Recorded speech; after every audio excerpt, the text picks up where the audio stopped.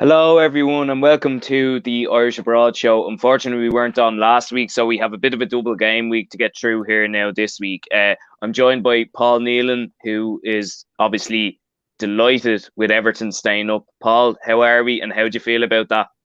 Oh, fantastic. A real weight off the shoulders. And I thought it was going to go down to the last game of the season against Arsenal, but thankfully that wasn't the case. And we managed to do it against Palace, and obviously got a fantastic win against Palace after being 2-0 down to come back and win 3-2. I didn't think the team had it in them, but thankfully they did. And thankfully they did us proud and got the win. And I think I was more delighted for anyone more than I couldn't have been more delighted for anyone more than Seamus, because we obviously seen the scenes afterwards with Lampard and stuff like that, and what he said about Seamus being one of the best people he's ever met in his life. And I think most people within football who know him, or anyone who's not known him over the years, will probably say that as well. He's just a great person, and I don't think he really deserved to be getting the stick and the flack that he's been getting from Everton fans and stuff like that. And it seems to be that he's been carrying a burden there for a long time with the club, and trying to keep the standards high for the rest of the players and stuff like that. And it just goes to show when players like Dele Alli and stuff like that and Frank Lampard are putting up tributes about him. And some of the best players and managers in the game have all come out previously and said what a great captain he is. Rafa Benitez, Carlo Ancelotti, everybody speaks so highly about him. And I think it's great from an Irish point of view to have someone like him who represents us as a role model on and off the pitch. Yeah, definitely. I completely hear those words as well. From Everton, we go to Burnley, and there's disappointment for Nathan Collins and Kevin Long. Unfortunately, they couldn't quite get the job done. They did get a point against Villa on the same night you beat Crystal Palace, but they ended up losing 2-1 to Newcastle on Sunday. I think Nathan Collins gave away a penalty. I'm not sure. I didn't see the highlights. I heard something, or someone gave away a penalty anyway. But I cannot comment on that one, but just purely down to the fact that I was getting obliterated drunk when Everton's goals were going in. So I didn't even look back on that game at all. So I can't comment on it at all. Look, what I will say about Nathan Collins is since the Lithuania game, I think he's been our best centre back from an Irish point of view. He's played probably better than most of our centre backs. Shane Duffy's hardly played. If he's played at all, I'm not even sure. John Egan's done well in the Championship, but again, the Premier League is a different animal, a different beast, I think. Darragh O'Shea's done all right at West Brom. Darrell Lenihan's done really well at Blackburn, but I think if you were looking at it, you'd probably say he's our most informed defender. And despite getting relegated, I thought he was a real leader for Burnley in the run-in. He scored the goal against Everton to set the tone to beat Everton in that game. He scored another goal. He had a fantastic game against Spurs. I know they were beaten 1-0, but I believe it would have been more had he not have been playing.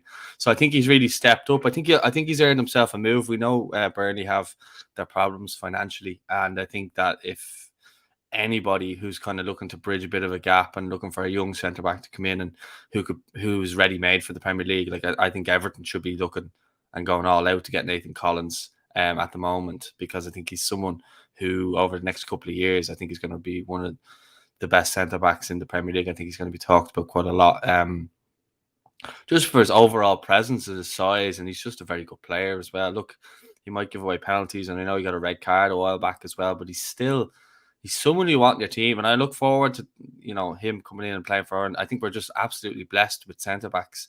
Even you look at the squad that was announced yesterday, the centre backs in it, you couldn't really pick someone out and go, oh, he doesn't deserve to be in there. All of them that have played, like Omar Bamidele's been injured, he hasn't got a chance to come in. But as far as Burnley goes, look, they just simply weren't good enough. I mean, they had a chance to try and win on the last day of the season.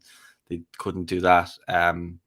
They couldn't get it more against Villa, and ultimately that was their downfall, because obviously Leeds got out of jail. Yeah, definitely. And in turn, we'll go back to Everton briefly. What do you think is important this summer?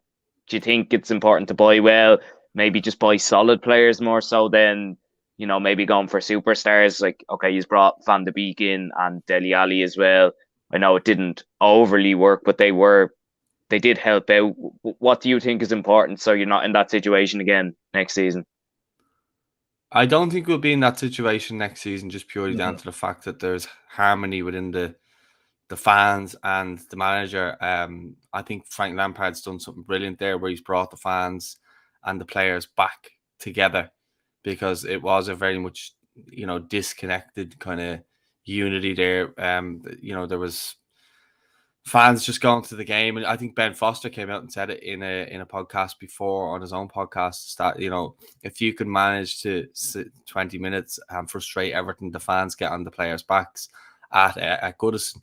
It doesn't seem to be that anymore. It seems to be the fans are just singing and trying to kick and head every ball with the players, and actually just getting behind them rather than getting on top of them. And I think you've seen, like, the game I was at, the Chelsea game, I think that shows. And I think when you have your crowd behind you, no matter what, and they're doing things to try and G you up, it shows that, like, they care more than most. And I think Frank's done brilliantly to do that. And you saw the scenes after the Palace game. A little bit embarrassing, the fact that we were even down that far, but I think out of pure elation and the fact that it was 2-0 down, it looked like, had we lost that game, it was pretty much done. We were dead and buried, I would have said. I wouldn't have fancied going to Arsenal and tried to get a win at the Emirates. But yeah, look, I think it took a lot out of the players. I think that showed with the 5-1 loss, that he ended up playing a lot of the reserves against Arsenal, because I'd say they had some blowout of a party on Thursday and Friday. So, because ultimately Everton were safe. But I think if you're looking at players, like, you got to remember, Nathan Patterson was signed in January, he hasn't kicked the ball yet. I think he played one reserve game. He's played for Scotland. He'll come in off the back of Nations League games, and I think they have a game to play as well in the for the World Cup. Are they in the playoff, I think? Yeah, they're playing Ukraine. They're playing Ukraine next Wednesday, and then if they win that, they'll play. I think one of their games in the Nations League will be changed, and then they'll play. If they win, they'll play Wales, or something like that. Yeah. So, like, the likelihood is he'll come back in and play. And look, if he's playing, that takes Iwobi out of that position, because he's not that good defensively. Iwobi, to be fair, has done really well under Frank, but he's not naturally a defender type. And I think Patterson there, we saw what happened with Mikalenko as the games grew on. He became a really big figure in the team. So yeah, there's that. I think there's going to be a massive clear out at Everton. I hope Seamus isn't part of the clear out. I don't think he will be. I think what's looking more and more likely is that he's going to become a coach at Everton. But does that mean he's going to stop playing for Ireland? Because it doesn't seem to me that he wants to stop playing for Ireland. It seems to be that he wants to keep playing both. But I think if he takes up a coach role at Everton in the next couple of seasons, that's his Ireland days numbered as well. And I don't think he maybe wants to go down to the Championship or anything like that. I think he'd actually like to just stay at Everton. That's what I see anyway. I love Seamus Coleman. He's probably my favourite player. Has been for about a decade now, just purely with the Everton and Ireland connection there. And the way he carries himself, as I spoke about at the start, he's just he's everything that you'd want your kids to grow up to be like. He's just the perfect role model. And I think Seamus should have a say on what happens with Frank Lampard this summer, kind of what's needed and this and that. And yeah, I just think, but buying nothing players like Van de Beek, who offered nothing. I know he scored on thing, but when we needed him, he wasn't around. Dele Alli helped us get over the line in the Palace game. Whether he gets kept on next season is a mystery. And financially, it might not make sense to keep him on. But I actually have liked him. I thought when he came on in certain games, he helped us get over the line.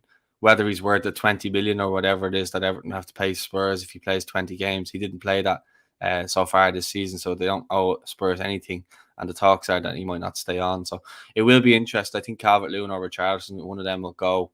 Moise Keane's go, and 30 million's coming in for him from Juventus. So there might be a bit of money there to actually be able to buy some players. And Alan is linked with Lazio as well. So I think there's going to be a big clear out, and Frank Lampard's going to get his players in. He's looking at getting Anthony Barry in as well. So there's going to be a lot of new stuff, but I think there's a lot more optimism and positivity over Goodison. And you have players like Sigurdsson and I think Delph and that are all out of contract now, so their wages will be off the bills. Yeah, brilliant. And look, I suppose general feeling is people are happy you stayed up. We can move on Not to Leeds and Burnley. well, I mean, to be fair to Burnley, I think it was the start of the season that caught them out, and it's probably been coming for a while now. They struggled the year they got into Europe. I know they didn't get into Europe, but they had qualifiers. And I know Mike Jackson done well, but I still think sacking Sean Dyche was the wrong decision, and I think it'll be more noticeable next season when they ultimately struggle to come back up. But look, we shall see anyway. Just a couple of more players who played in the Premier League on the weekend. Just brief mentions for Shane Long and Will Smallbone. They came on as Southampton were beaten 4-1 by Leicester. Southampton's season really stalled. They were being tipped for Europe at the start, but I mean, there's probably going to be a few changes there as well, even though they didn't go down or were even close to going down. Hasn't really been a great season for them. No, do you mean the Irish lads or just Southampton in general? Well, the Irish lads haven't really got an opportunity, but I'd be more so talking about the Irish lads. I'd be wondering whether they'll get more opportunities next year, and in terms of Shane Long, whether he'll be kept on. I know Ralph Hasenhüttl is big fan of him, but maybe it's time for a bit of change for both Long and Southampton. Yeah, but he went on loan. I think it was last year. Didn't he go on loan to Bournemouth? I think on loan, and didn't really do anything, did he? I think Shane Long. Yeah, I think Shane's kind of coming to the end of his days. I saw someone giving out the other day that Shane Long wasn't put in the squad yesterday. Ugh. Well, I don't think Shane Long would give out about that. To be fair, no, because you're looking at it, but maybe ahead of Scott Hogan, you might say. But otherwise, I don't. I think everyone else, and maybe CJ Hamilton, but everyone else, I think you couldn't really say that. Like Shane Long has done his service. He's been a great player for Ireland.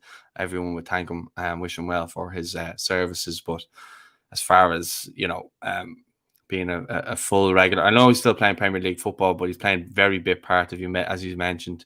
Will Smallbone, he's still coming back from that injury. Don't forget. I think next season you'll see a lot more of him. I think Hasenhüttl actually really likes him, and I think you'll see a lot more of him. I hope if he does well, that we might see him getting capped at some stage, maybe in September. And then we don't have to worry about him, maybe if he does start doing well, getting, courted by England. But I think Smallbone, I think Shane Long, I think either he'll go or he'll just stay like he did this season on the bench and just accept the wage. And which he's well entitled to as well, by the way. As I said, he served his service with Ireland and with all the clubs that he's played with as well. He's always going to be a fan's favourite because he works his bollocks off, and that's all you can really ask from him. Do you know what I mean? But as far as the Premier League, I think he's getting on that little bit more, and he's not really affecting games like he used to. He used a lot of defenders used to just hate playing against him because he would just harass the life out of them, and he just caused a lot of problems for him. Whereas I think now, obviously, his legs will be slowing down, and I just don't think he will affect games like he used to be honest. Yeah, definitely. I worry for Southampton next season. So do I. It's a similar trend. You see the likes of when Sunderland went down, when Villa went down, Wigan, Burnley this year.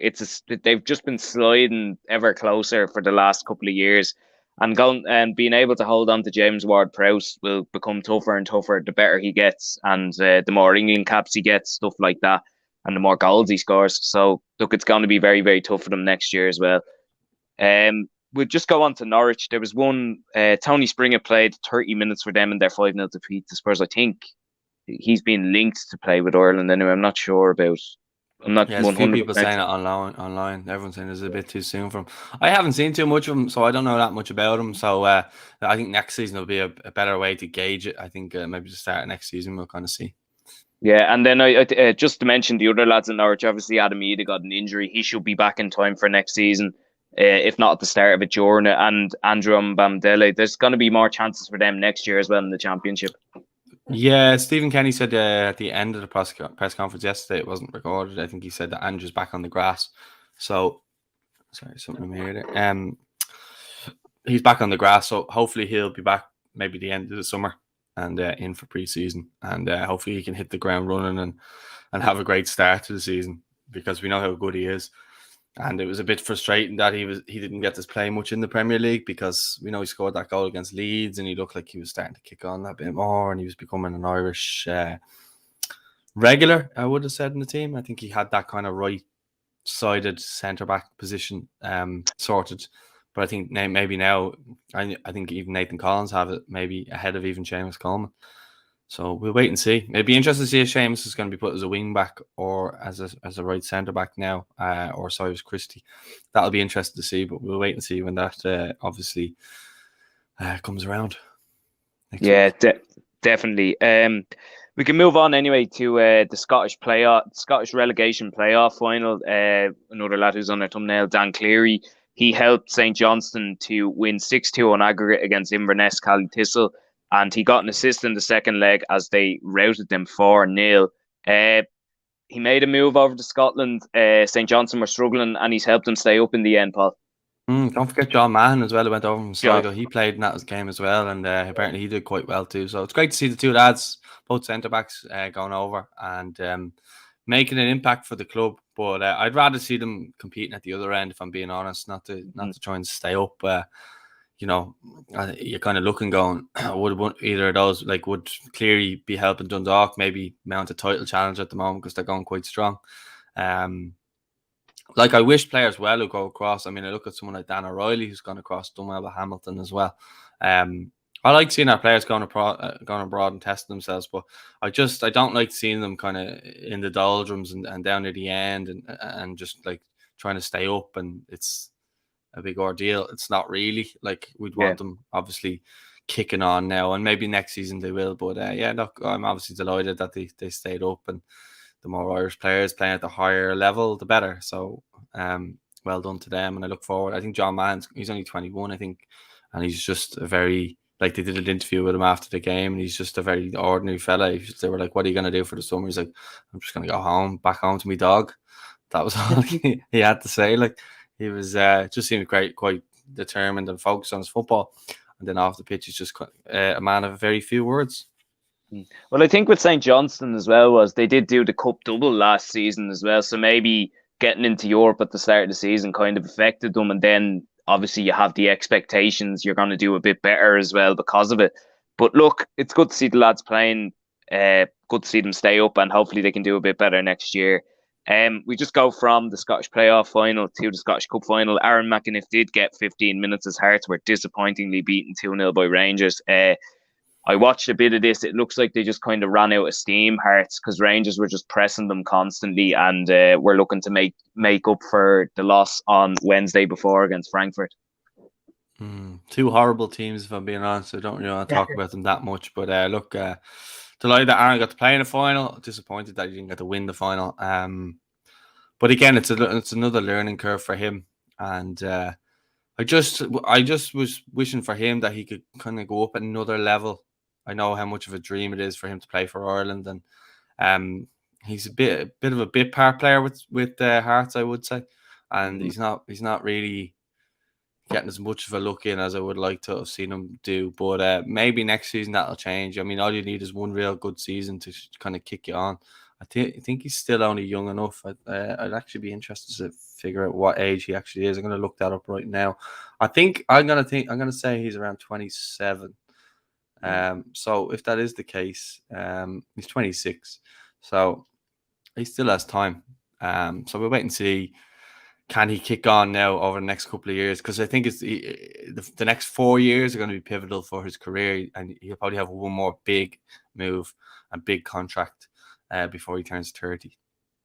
Yeah, definitely. And sure, look, even maybe a loan move wouldn't be the worst thing in the world if he did want to play. We just spoke about St Johnstone as well. They're going to be looking to change the squad a little bit as well, get a couple of players in and try improve on this season. We can go from Scotland anyway to Belgium and Josh Cullen. The Anderlecht drew 1-1 in their final game of the season, and they've guaranteed European football for next season, which is fantastic. They're guaranteed Conference League, but they will go into a Europa League playoff because they did finish third. So a big season for Josh, a good season for Josh, and Anderlecht are back in Europe, which is good, and he was part of it. Yeah, you could argue that Josh is the Irish player of the season. I think he's definitely in the argument. Mr. Consistent. Don't think he missed the game for Anderlecht. Definitely in the league, he didn't anyway. I think he played all of the Ireland games he was available for, as well as any of the competitive ones anyway. I think he was rested against Lithuania as well. So just look at Josh Cullen and since he's moved to Anderlecht and just his evolvement as a player. It's frightening how good he's gotten. Like he's probably the first name on the team sheet. Like if you're picking a team for Stephen Kenny tomorrow, you probably could look at every other position and kind of go, oh, but that number 6 position, it's Josh Cullen's, and no one's taken that off many times soon. I just think he's the perfect player. He sets the tempo. He's a battler and he's a warrior, and he does everything that you want from that player who plays that position. And I think he's just really grown in that position. I think we always knew that he had the ability to do it. He just needed to go to a club that appreciated him. And I think Vincent Kompany and Anderlecht are the team that really appreciate him. And I think he's really thriving off the back of it, to be honest with you. I think he's really enjoying his football. As I said, he's not missing any games. He always seems to be there. And look, Anderlecht are a big club. Everybody knows that, but they're still probably not where they want to be. Like Anderlecht historically are a club that win leagues and they compete and they get into Champions League group stage. It's not just scraping the Europa League. And I understand football's changed in the last kind of 10, 15 years, where Anderlecht were probably a strong side back then, but now they're more of a feeder club. But I still think that, if you're going off historically, Anderlecht should be looking to maybe kick on this bit now and actually win that playoff and get into the Europa League, and then maybe get some money in and get some decent players. I still think it's a good season for Josh. My question would be to other clubs is that what else does he have to do to prove that he can be a top player? I mean, if Declan Rice goes to Man United or someone like that, I think there was talk of some sort of buyback clause for Josh Cullen from West Ham.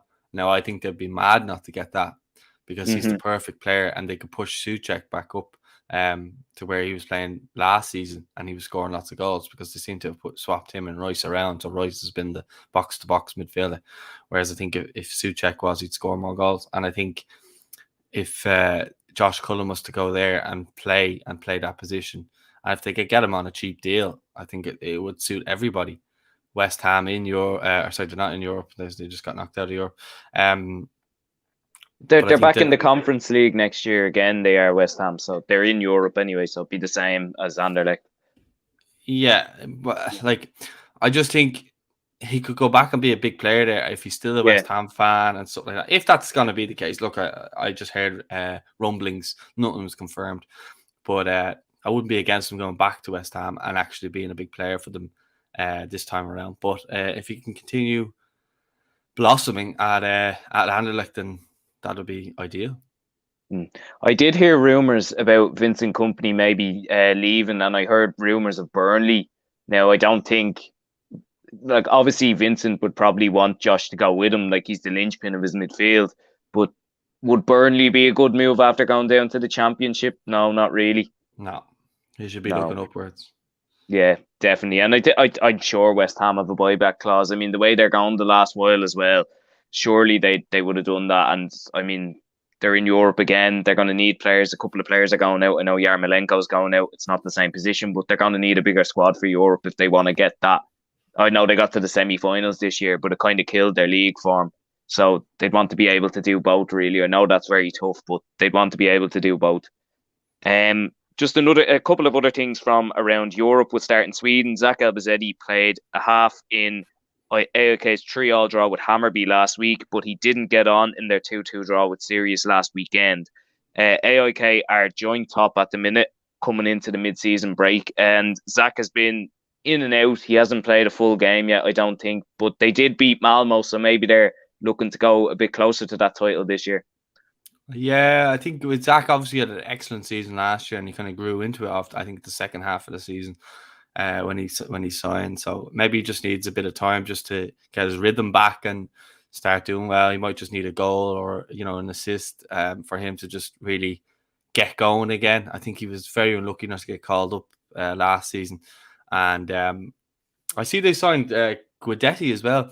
I saw that on Twitter. AIK have signed him, so that's another big player. He'll be playing alongside with Sebastian Larsson, and they have a few others there as well.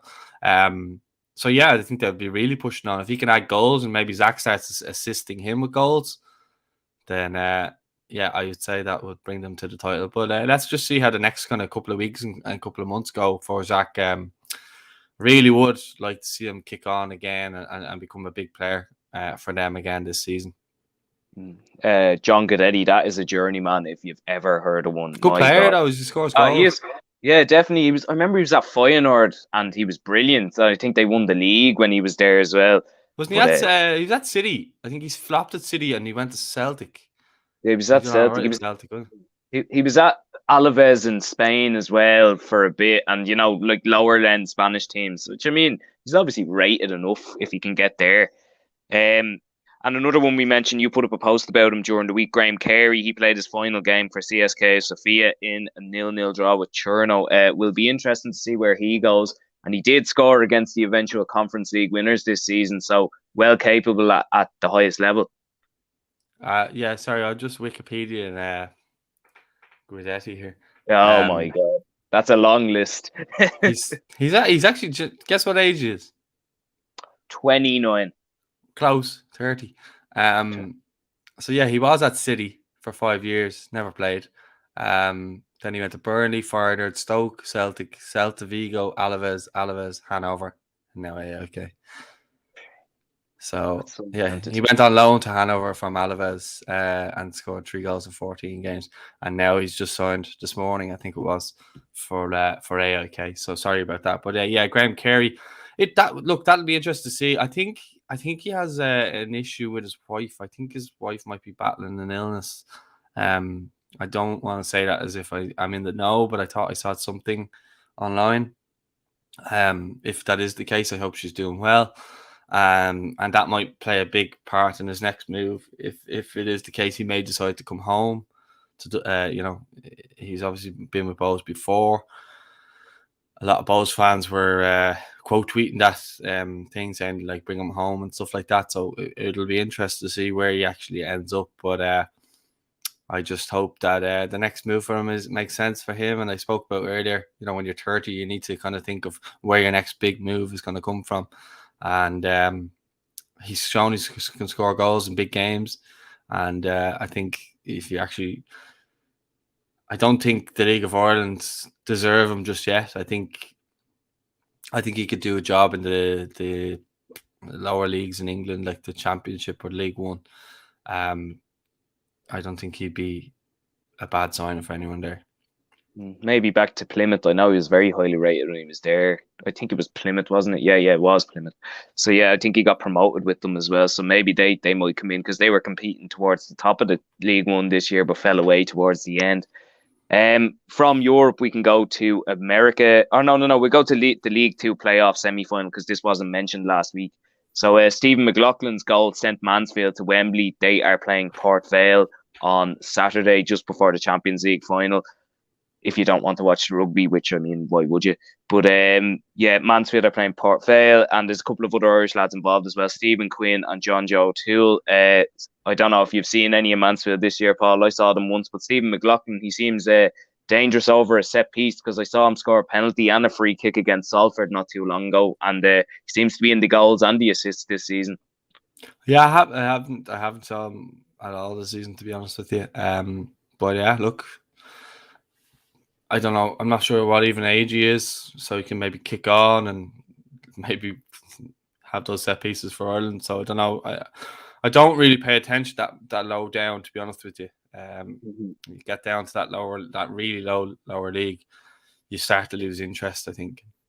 Yeah, no, I would agree. It's tough to follow. I know me and Jerry, even this year, you kind of forget teams and you're looking on Instagram to see if anyone has it up because you forget, say, oh, well, he plays here. Like, I only found out Stephen Quinn was playing for them in January. And, like, I mean, Stephen Quinn is well known, has played international football as well. But sure, look, that's my own fault, not doing enough in-depth research anyway. We can go on to the last few bits of information from the United States. So Derek Williams, LA Galaxy were beaten 3-0 by Houston. John Gallagher played 60 minutes in Austin's 2-2 draw with Orlando. And Ryan Mayer was in goal for the New York Red Bulls. They ended up losing 2-0 to Charlotte, I think it was. I can't read my own writing there, so that's unfortunate. I was just thinking at the end of this, we might have a bit of transfer talk. I know it's early, but have you heard anything about anyone going anywhere? Or, so I haven't heard anything myself, but. Not really, no. I heard Bazunu's going somewhere. I just don't know where. He's the only one I've heard anything about. I'd say Parrott will be on the move. Howard will probably be on the move. But yeah, I haven't heard. It's the transfer window's not even open yet. So I think once June kind of comes along, then you'll start seeing more, and we might maybe do like a transfer show once a week or something like that to talk about players going here or there. Is it a good move? And if there's fan channels for those clubs, we might speak to them about, how they feel about it. Yeah. So yeah. But at the moment, I haven't heard anything other than Bazunu's supposed to be going somewhere. I just don't know where. Brilliant. But that's good to hear. I think we can wrap it up there anyway. I have no more information. It was actually quite a quiet week with the Football League being basically finished. Thanks very much, Paul, for jumping on today. I know everyone's very busy at the minute, so it's difficult. But thanks very much. Everyone's busy except me this week. I'll be back to being busy next week. Yes. And thanks very much, guys, for watching. Keep your comments coming in. We'll have the video up on YouTube and share it around the socials shortly. And don't forget to like and subscribe. Thanks very much.